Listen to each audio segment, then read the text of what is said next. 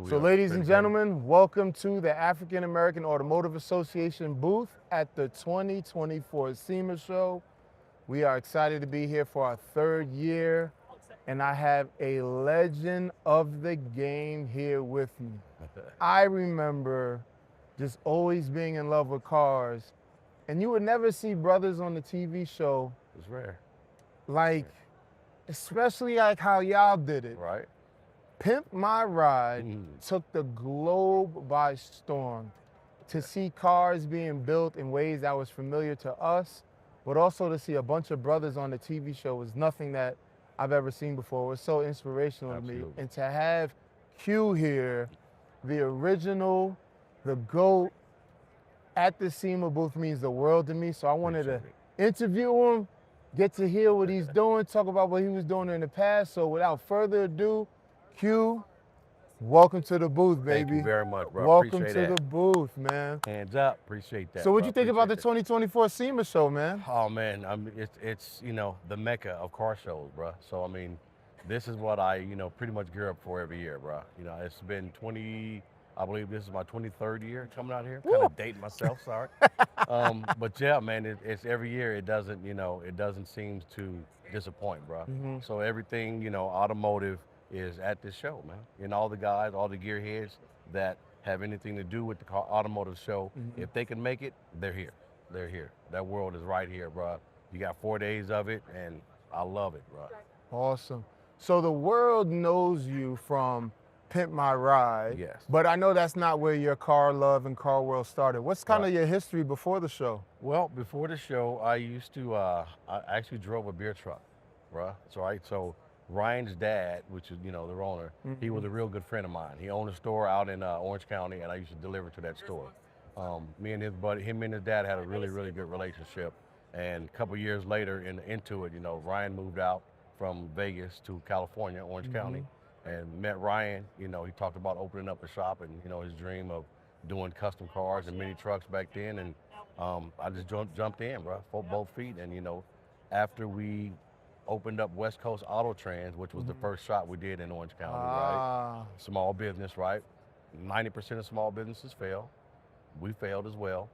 West Coast Auto Trans was the first one, and then after that, we opened up West Coast Customs, moved to LA, and the rest is history. That's amazing. Would you ever think that, from driving the beer truck to being like a legend in the automotive game? Well, no, man. I mean, because, you back up a little bit, and you get my history, right, from where I'm from. I grew up in Long Beach. LBC. I was born LBC, East Side, you know what I mean? Played football with Snoop, you know what I mean? Grew up with Warren and all those guys, right? That's awesome. So, coming from that environment, gang banging and doing all that stuff, got into trouble, went to prison at an early age, right? Put all that stuff behind me, bruh. Got out, man. I had a son at the time. My son was like 4 months old when I got out of prison. Wow. And I figured, the life I was living then, I'm not gonna be around much longer. You know what I mean? I was into a lot of stuff, bro. Yeah. So moved away from there, man. Came back to Cali, settled down. Met Ryan probably 2 years later. I started driving a beer truck about 6 months after I got home. I was fortunate to get that job. That's a whole nother story. But they put faith in a convicted felon, bro. You know what I mean? And they put me behind the wheel of a beer truck, man. And it was like my own office, bro. So when I would go and deliver, meet people, network, bro. Met Ryan's dad, man. Rest is history. That's so dope. Even just like for people who are in a similar situation, right? Yeah, Don't let that situation define you, right? Exactly. You never know where your life will go, You never man. know. You can make a mistake, but as long as you learn from that mistake, keep it moving, push it forward, bro. So Push it forward. fire.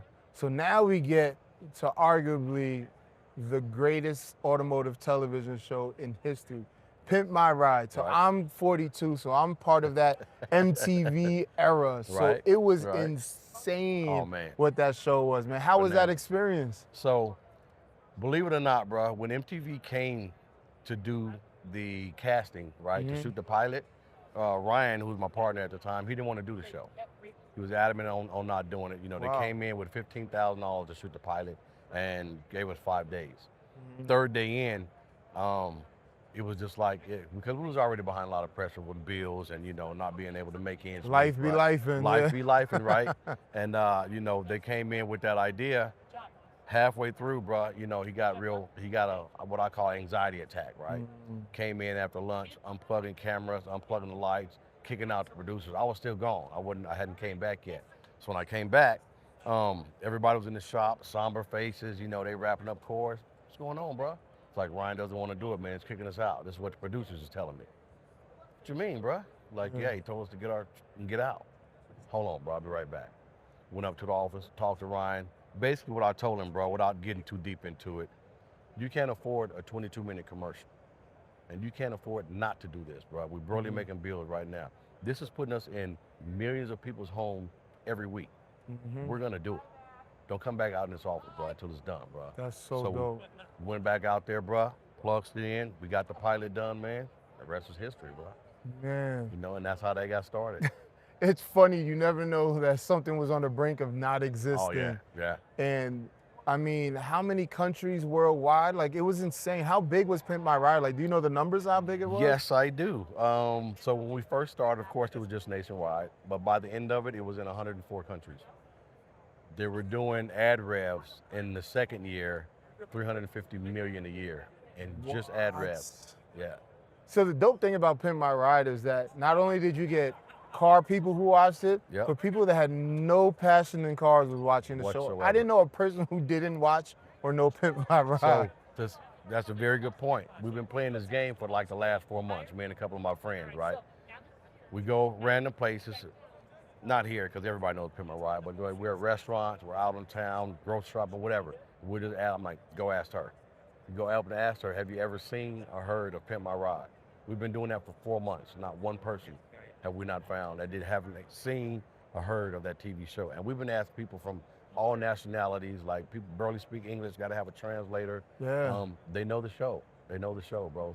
And it was super dope too, because that was, at least for me being a dude on the East Coast, that was an introduction to Exhibit, right? The world kind of like really got to know him as well. So it was pretty dope how it tied in like the music, the culture, and everything. Because I didn't pay attention to Exhibit. And you're supposed to, that time the music, you had Pac, Snoop, and Dre, but I didn't really know about Exhibit like that until the show. And I was just like, oh, damn, all right. Cool dude, bro. Yeah. Right? And the music is okay, right? I mean, I'll say it. He's not, the platinum. He ain't going platinum with every album. There's a lot of dudes in hip-hop that are like that we still love, man. That we still love, right? So he was actually, they didn't come with him as a package.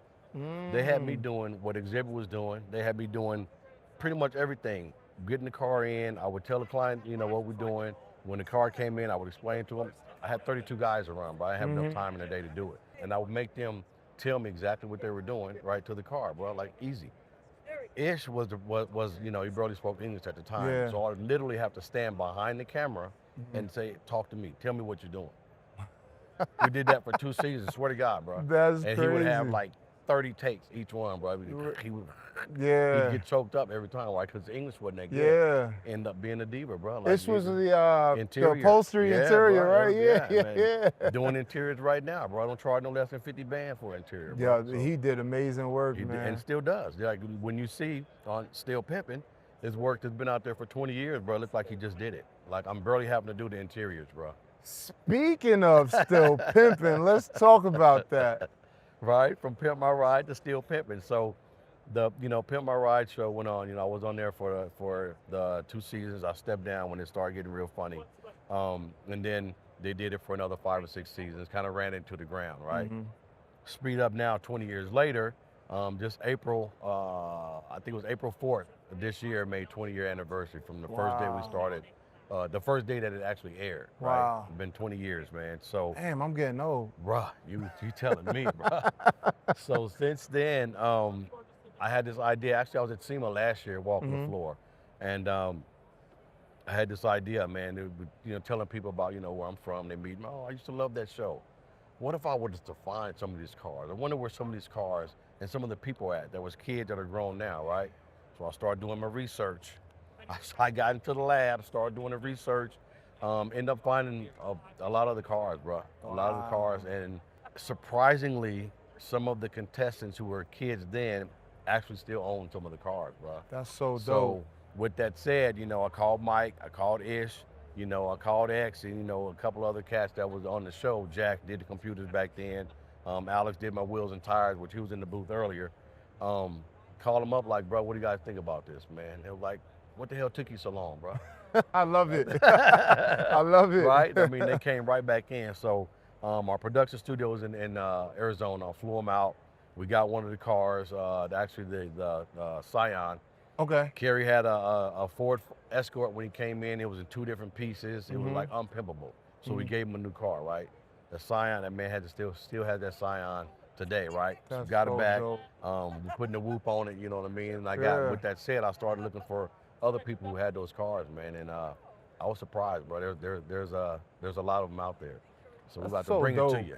Yeah, so they about to bring us these cars that we grew up watching. Yes, sir. And the owners and still pimping, repimp them. But then also, my man is busy. You're here with Trion, yes, sir. Right? Yes, and sir. so talk to us about Trion. And we have one of the vehicles on display. Big shout out to Rich, his company, a black-owned supercar company. Yes, sir. Yes, and sir. you're a part of the folks. So talk to us about Trion, man. Right. So I met Rich actually here at this show about 9 years ago. I was doing an autograph signing. I was on my way out on a Friday, and one of his people seen me, right? They had been trying to catch me, but our schedules didn't line up, right? So I'm walking to the car, and he catches up with me. He's like, man, would you come over here and see my guy's car, man, right? Bro, I'm literally like parked in Piero's parking lot, right? So I'm like 30 yards from my car, bro. He was in South Hall. Last day, I'm like, damn, bro, I really didn't want to go, but I was tired, right? Like, you know what? He told me it was a black man that designed the car and built it. He was like, yeah, go see this, bro.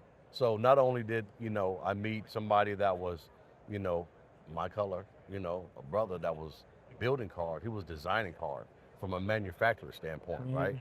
So I get to talking to him, find out this cat, started a gym at 15 years old. Yeah. Who does that, right? Like, we get to talking like he's been with GM, he's done stuff for Dodge, Ford, Tesla. He's worked on the SpaceX project, Coda. The list goes on and on, bro. So I start seeing all his accolades, like, bro, why are you, what do you need? What's going on, bro? So he starts telling me about the supercar that he's building. How do I fit in? Speed up. Year and a half later, he calls me and says he needs a project manager for the Nemesis, bro. And you know what? At the time, I was busy, and I had met him, but we hadn't vibed like I really didn't know him. So, the man had to damn near beg me to come over. You know what I mean? Like, he knew the value in the goat, man. He was like, man, I'm like, now I look back like, well, I was tripping. You know what I mean? Yeah. I was tripping. Yeah, but I came aboard, man, and I've been, overseeing the prototypes. Been going through the whole spiel with, finance and doing the whole thing with, manufacturing. And now, Rich is he is one of 3 people in the world that can design a car completely from the hip flexion. There's not a lot of people do design, they can build prototype, but design a car that is street ready, that can get crushed and get past inspection and improve all of that. There's not a lot of people like that. Bro. He's a monster, man. He showed me some stuff, and he told me some of his background story. We're going to get him here. Right. He's an absolute monster, look, man. He's taught me so much. I thought I knew a lot about cars, and I do, but when it comes to manufacturing, he's a monster, bro. He's been my mentor and I've been holding on, bro. Just trying to, soak it all in like a sponge, bro. So Q, man, tell the people where they could get in contact with you, where they can find you, where they can still see what you got going on. Absolutely. So the website is www.stillpimpin.com. You can go on there and stay up to date with what we're doing with Still Pimpin, and then Linktree/Still Pimpin, and that'll bring you up to all the other websites that we got stuff going on, our YouTube channels, TikTok, and etc. So yeah, man. And then with the Trion Supercars, man, how can I not forget that? Trion Supercars, TrionSupercars.com. Go onto the website, check it out. That'll keep you up to date. ShangoTechnologies.com. There's a link on there that you can go and check that out. So we're not just a car company. We have a lot of technology, green space. Go and log on and check it out. You'll see what we're all about, man. My man Q is busy, and I appreciate you giving us a little bit of your time. No doubt. Here at the 2024 SEMA Show. I'm Chris Harris, founder of the African American Automotive Association, and we'll see you with our next interview. My guy. Thank you so much, I man. appreciate you, Appreciate man. that, bro. I love it, man.